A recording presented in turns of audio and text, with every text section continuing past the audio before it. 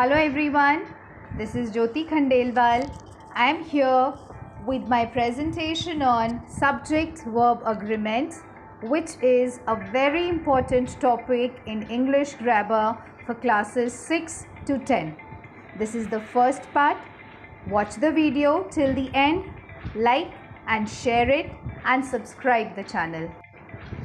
I begin my lesson with a famous quote by an Anglican archbishop and poet, Richard Chenevix Trench. Grammar is the logic of speech, even as logic is the grammar of lesson.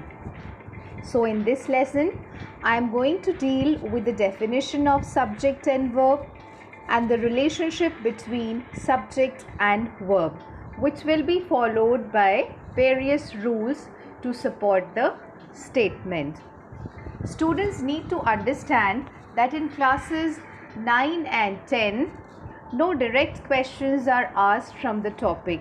You will always have an exercise which will comprise of fill in the blanks or addition, omission, where your various grammar knowledge will be tested. So let us begin with the definition.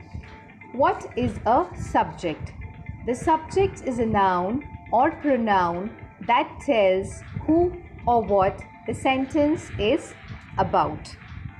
Now, important thing to keep in mind that subjects are always nouns, but if you come across more than one noun in a sentence, all nouns cannot be considered as subjects. Coming to the definition of verb, this is one definition that students study from a very lower class. So let us see the definition.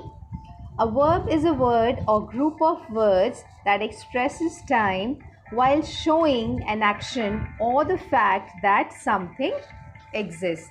I'm going to show you some examples that will give you a better understanding of the definition of the two. Keep this in mind. What is the relationship between a subject and its verb? What happens is students often make mistakes in identifying whether the subject noun is singular or plural. If you can easily identify your subject noun to be singular or plural, then you can obviously make less of errors in choosing the verb forms. Hence, you make mistakes in the use of verbs to go with the words. Come to the examples here. I have taken few. The cattle are grazing in the field. Who are grazing in the field? The cattle are grazing in the field. So my subject here is cattle and verb are grazing. Next, the boys are getting ready for school. The boys is my subject. Who are getting ready for school? The boys are getting ready for school. So with boys I have taken, since boys is a plural noun, so I have taken plural verb form, boys are getting. These are some of the easiest examples that you come across. Also notice that in the examples number 1 and number 2 and the others, there are more than one nouns. So you cannot say that all the nouns are subjects here. Your subject needs to be noun, but more than one noun in a sentence cannot be considered as subjects. Example 3. The baby is busy playing with her toys. Baby is our subject.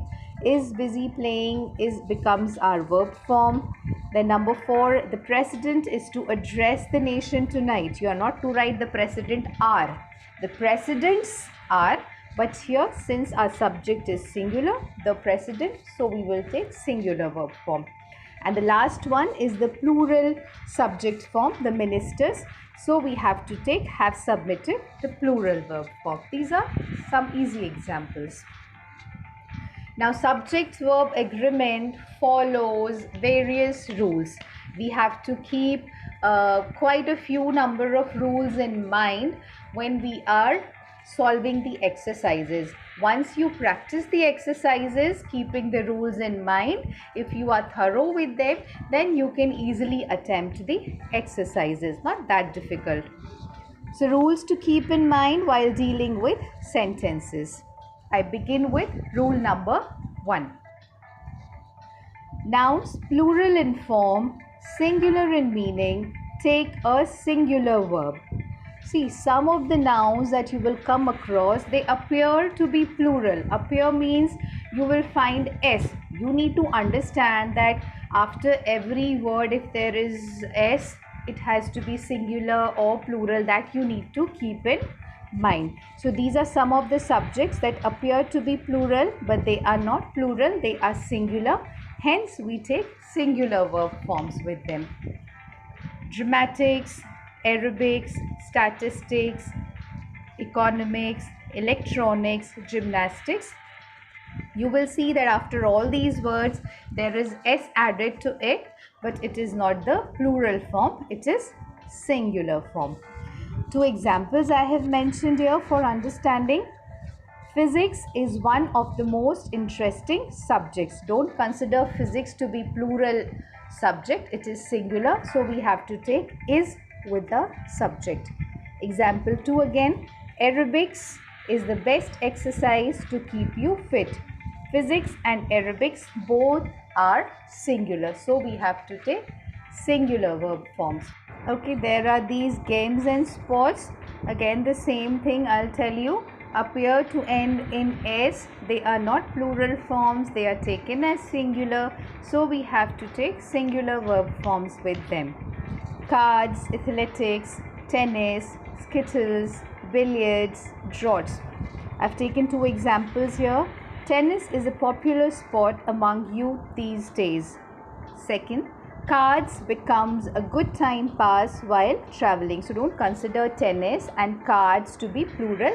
They are very much singular nouns, and hence we have to take singular verb forms. That is, tennis is and cards becomes. All the above nouns look like plurals as I told you, but they are singular nouns.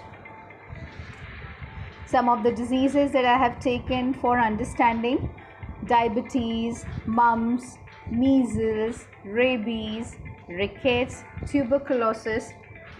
Measles is preventable these days. Diabetes becomes a silent killer in human body if not taken care of. To keep in mind, measles is, diabetes becomes. Now moving on to rule number 2. Collective nouns also follow certain rules. Let us see first some of the examples of collective nouns. I have taken few here: government, staff, media, audience, public, jury, council, crew, police, team. Let us see the rule related to collective nouns.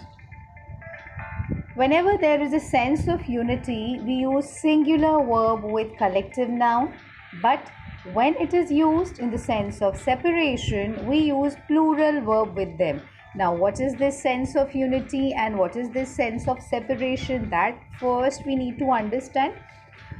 In a collective noun form, with a particular noun, as for example, we will take police. So, police points to more than 1 or 2 persons there, or you will see other that I will tell you, like government, staff, media, taken as one word, but there are many persons under one word. Okay, so whenever members agree in opinion or decision, there is a sense of unity, sense of agreement. That time we take singular verb form. But when the members have different opinions, then we go for sense of separation. Okay, I'll tell you with the help of examples. First, I'll take example number 1, 3 and 5, the ones which are blue in color. The staff is meeting today. The jury was unanimous in their decision. The police is a disciplined force. So what I said about sense of unity. Whenever there is a sense of unity, that means whenever members agree in opinion or decision or they are together, we have to take singular verb form. That is, the staff is, the jury was, the police is.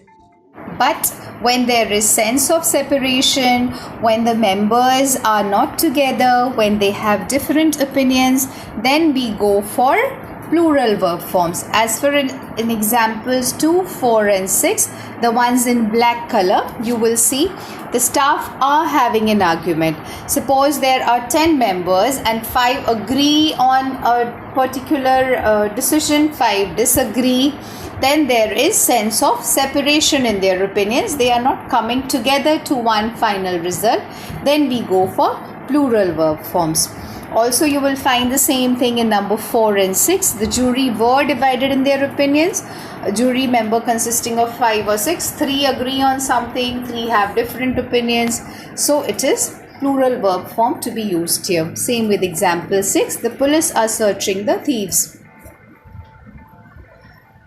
As I told you, the same thing that I have mentioned here on the slide. In the examples 1, 3 and 5, singular verbs are used with collective nouns, staff, jury, police. Since there is a sense of unity, they have same opinion, same decision. Whereas in the examples 2, 4 and 6, members of the group are considered individuals. There is sense of separation. So plural verbs are used with collective nouns.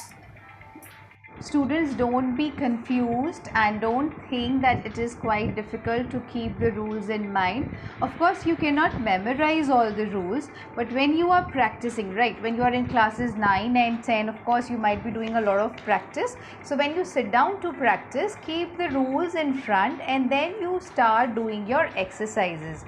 So with the practice, you will definitely improve and you can keep most of the rules in mind. So I come to rule number 3. It says when 2 or more nouns are taken as one unit, it takes a singular verb. So we have to take singular verb. But what is the condition? Let us see the condition. It says when 2 or more nouns. So in the example that I have mentioned, Arabian Nights. Arabian is one noun, nights one noun, but here it is considered as one because it is a book. Okay, so this has to be taken as one. Hence the verb that will follow this particular subject noun will be singular.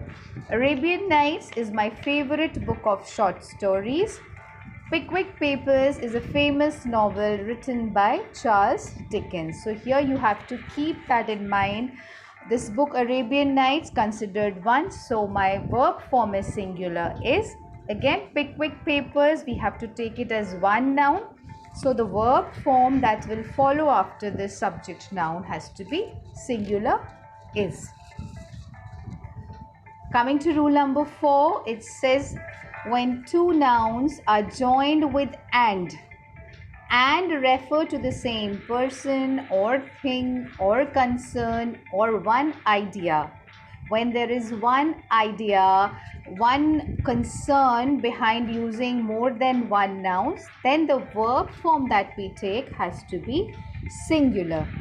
For example, 3 I have taken here. Rice and fish curry is my favorite dish. Slow and steady wins the race. Age and experience brings wisdom to man. So don't keep rice and fish curry separately, slow and steady separately, age and experience separately. You have to consider it as one. They refer to same idea, same concern. Then my verb form that follows here is singular. Rice and fish curry is slow and steady wins, age and experience brings. So once again I am telling you, dear students, do not think that it is a very difficult topic. It is quite easy provided you practice the exercises, keeping rules right in front of you. I know it is not possible to memorize these rules. You cannot memorize so many rules. Grammar has so many topics and there are various rules under all those topics. So it is not possible for anyone to memorize them. What you have to do when you are doing grammar section, keep the rules in front and then keep practicing the exercises. With this tip, you can do very well in any of the grammar topics.